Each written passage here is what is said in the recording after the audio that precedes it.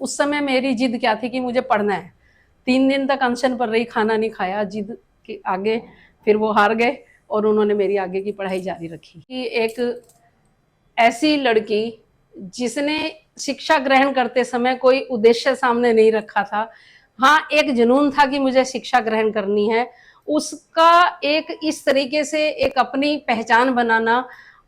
और पीछे मुड़कर देखूं तो अनेक बच्चे जो खड़े नजर आते हैं जिन्होंने अपने किसी ना किसी क्षेत्र में बहुत बड़ी उपलब्धियां हासिल की हैं, वो मेरे लिए मैं सबसे बड़ी अचीवमेंट मान सकती हूँ। दोनों बच्चे डॉक्टर हैं मेरे। दोनों बच्चे डॉक्टर हैं? हाँ, बेटा एमडी कर रहा है और बेटी जो है एमडीएस करके शादी हो चुकी है। उसने अपना क्लिनिक मेरठ में स्थापित किया है। दोनों बच्चे अपने करियर में सफल हैं। नमस्कार दोस्तों, जय हिंद, वंदे मातरम। मैं शुभम चौहान। आज आपको हम एक ऐसी महिला से मिलाएंगे जिन्होंने गांव में रहकर एक इतना बड़ा विद्यालय स्थापित कर दिया है, जिससे हजारों बच्चे शिक्षा ग्रहण कर रहे हैं और हजारों ही बच्चे इस विद्यालय से शिक्षा ग्रहण करके जा चुके हैं। तो ये वीडियो आपको ज़रूर देखनी चाहिए और विशेष तौर पर उन लोगों की वीडियो देखनी चाहिए जिनके घर में महिलाएं हैं या कोई नौजवान है और कुछ करना चाहता है। आज की ये कहानी आपको प्रेरित करेगी। तो सीधा चलते हैं उस महिला के पास, पूछते हैं कि गांव में रहकर इन्होंने इतना बड़ा विद्यालय कैसे स्थापित कर दिया, चुनौतियां क्या क्या आई और सबसे बड़ा सवाल किनका साथ मिला और इस पूरे सफर में अब तक का कैसा अनुभव इनका रहा। तो मैडम, आपका हमारे साथ स्वागत है। नमस्कार। मैम, कुछ सवाल करते हैं। और हमने आपके बारे में बहुत सुना है और एक महिलाओं के लिए आप आदर्श हैं कि आप विद्यालय चला रहे हैं और आप एक इतना बड़ा विद्यालय चला रहे हैं, गांव में रहकर आपने सब कुछ स्टेबलाइज किया है। तो सबसे पहले आप अपना नाम बताइए मैडम। उर्मिला पुंडीर मेरा नाम है। उर्मिला पुंडीर जी, आपकी क्वालिफिकेशन क्या रही मैम? एमए बीएड 92 में मैं एमए बीएड 92 में आपने एमए बीएड कर लिया था। मैम, जानना चाहेंगे आपसे ये विद्यालय खोलने का सुझाव आपके मन में कहाँ से आया? गांव में रहकर अक्सर गांव में तो महिलाएं चूल्हा चौका करती हैं, घर की सेवा करती हैं, बुजुर्गों की बातें मानती हैं। विद्यालय खोलने का आपके मन में सपना कैसे आया? सबसे पहले जब 92 में मेरी मैरिज हुई उस समय मैंने बीएड किया हुआ था।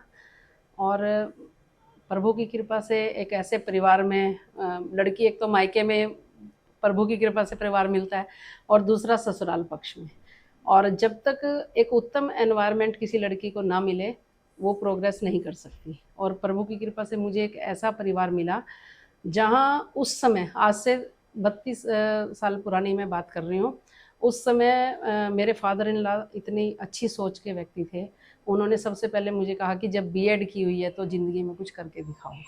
और उसने मुझे प्रेरणा दी। उस प्रेरणा में मेरे हस्बैंड ने मेरा साथ दिया और उस साथ, उनके साथ के साथ साथ पूरे पारिवारिक एनवायरनमेंट, एक एजुकेशन का एनवायरनमेंट था जो मैं अपने लिए प्रेरणा स्रोत कर सकती हूँ। अच्छा, इस पूरे सफर में अगर आपसे बातचीत करें, चुनौतियां क्या क्या आई आपके जीवन में? सबसे पहली चुनौती तो शादी से पहले एक समय ऐसा आया कि 12th करने के बाद मेरे पापा ने, उस समय का वातावरण ही ऐसा था कि शादी कर देंगे लड़की की, क्या शादी कर देते हैं जल्दी से। हाँ, पढ़ने के लिए मना कर दिया कि अब पढ़ना नहीं है आगे, अब स्टॉप कर दीजिए 12th के बाद पढ़ाई।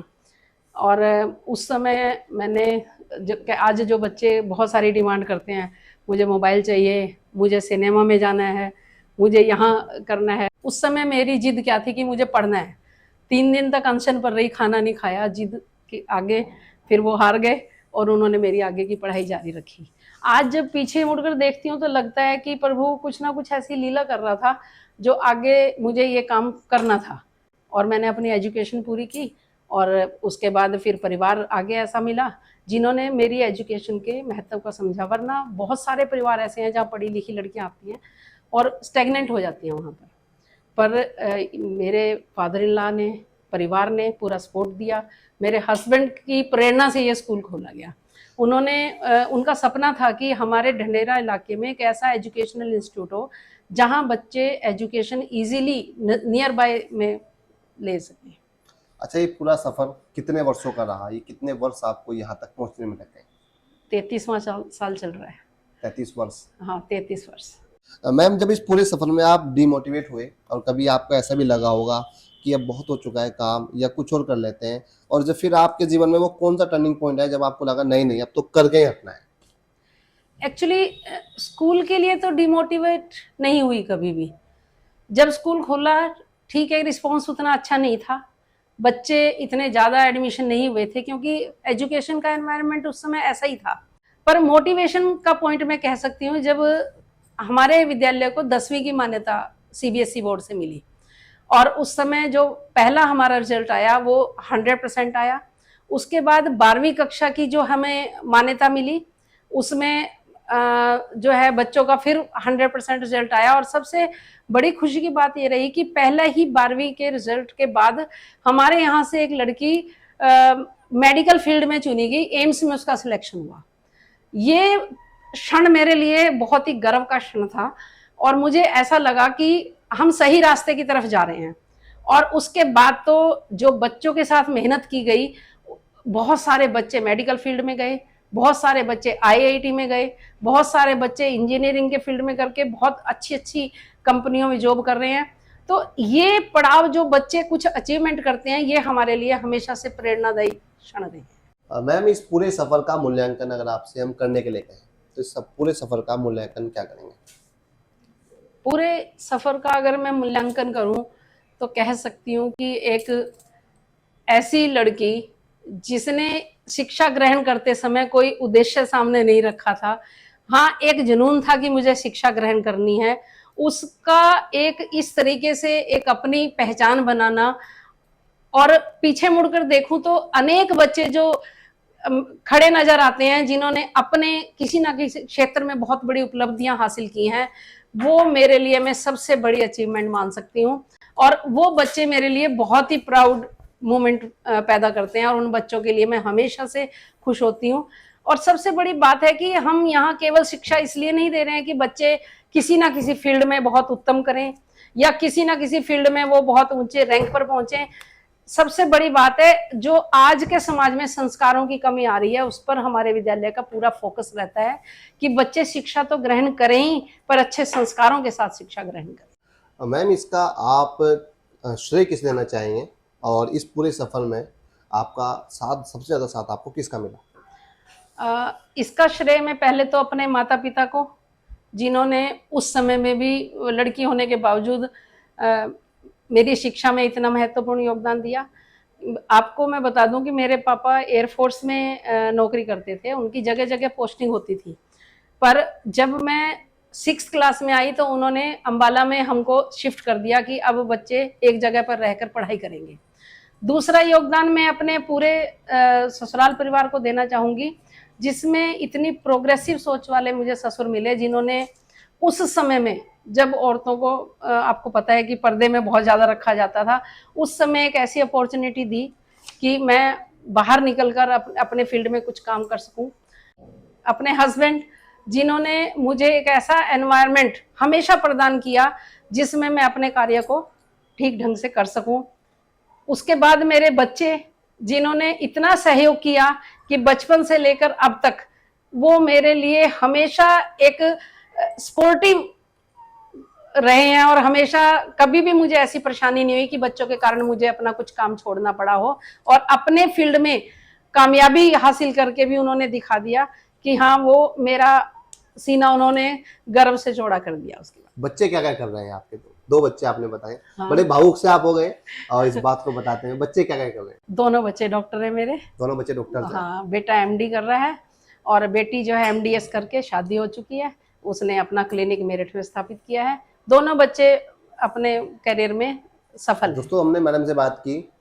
इस वीडियो का जो मैं सार आपको बताना चाहूँगा, कहते हैं ना कि जीवन में पढ़ाई का और एजुकेशन का कितना इम्पोर्टेंट रोल होता है। आज इस परिवार से आपको सीखने को मिला होगा और आज आपको इस वीडियो से सीखने को मिला होगा। मैडम, अब अंतिम सवाल पूछते हैं आपसे और फिर इस पूरी चर्चा को यहाँ समाप्त करेंगे। और दोस्तों, मैं आप सभी से एक अपील करूँगा कि इस वीडियो को लाइक करना, शेयर करना और उन लोगों तक जरूर भेज देना जो लोग जीवन में कुछ बनना चाहते हैं और जिन्हें लगता है कि गाँव में रह रहा हूँ, सुविधाएं नहीं है, गाँव में रह रहा हूँ, ये नहीं है, पैसा नहीं है, वैसा नहीं है। ऐसा कुछ नहीं होता है। अगर करने का जज्बा हो तो आप कुछ भी कर सकते हैं।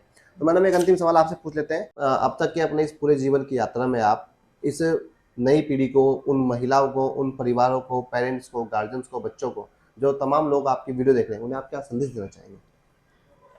मेरा संदेश सबसे वैसे तो बच्चों के लिए, सभी के लिए है कि शिक्षा सबसे उत्तम आभूषण है हमारे लिए। ये एक ऐसा आभूषण है जिसको चोर नहीं चुरा सकता। ये एक ऐसा आभूषण है जिसके द्वारा आप अगर सुसज्जित होते हैं तो किसी भी मुकाम तक पहुंच सकते हैं। और विशेषकर मैं छात्राओं को, लड़कियों को कहना चाहती हूँ कि आज उनको बहुत अच्छा एनवायरनमेंट मिला है। आज उनका हर पेरेंट्स अपनी लड़कियों को पढ़ाना चाहता है, तो जो उनके पेरेंट्स की तरफ से उनको सहयोग मिल रहा है, जो पेरेंट्स उनसे उम्मीदें रख रहे हैं, उन पर खरा उतरें और जो उनके द्वारा दी गई लिबर्टी है उसका किसी भी तरह से मिसयूज ना करें। और इसके साथ ही आज के समय में समाज ऐसा है कि लड़के लड़कियों में कोई भेद नहीं है, तो दोनों को ही समान रूप से आज अवसर मिल रहे हैं। तो दोस्तों, हमने बात की Shivalik public school senior secondary school की प्रिंसिपल मैम से, और इन्होंने अपने पूरे जीवन की यात्रा आपके साथ साझा की, और मुझे उम्मीद है कि आपको इस वीडियो से बेहद कुछ सीखने को मिला होगा। और ये वीडियो विशेष तौर पर हमने उन लोगों के लिए बनाया जो डीमोटिवेट हो जाते हैं और जिन्हें लगता है कि मैं इस काम को कर रहा हूँ पर सफलता नहीं मिल पा रही है। तो ये कहानी आपको आज ज़रूर देखनी चाहिए, सुननी चाहिए।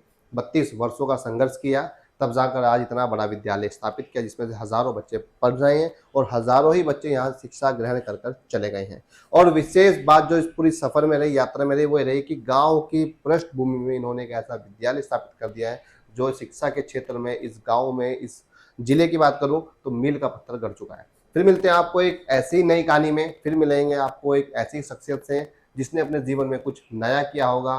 फिर मिलते हैं आपको, तब तक के लिए आप सभी को नमस्कार।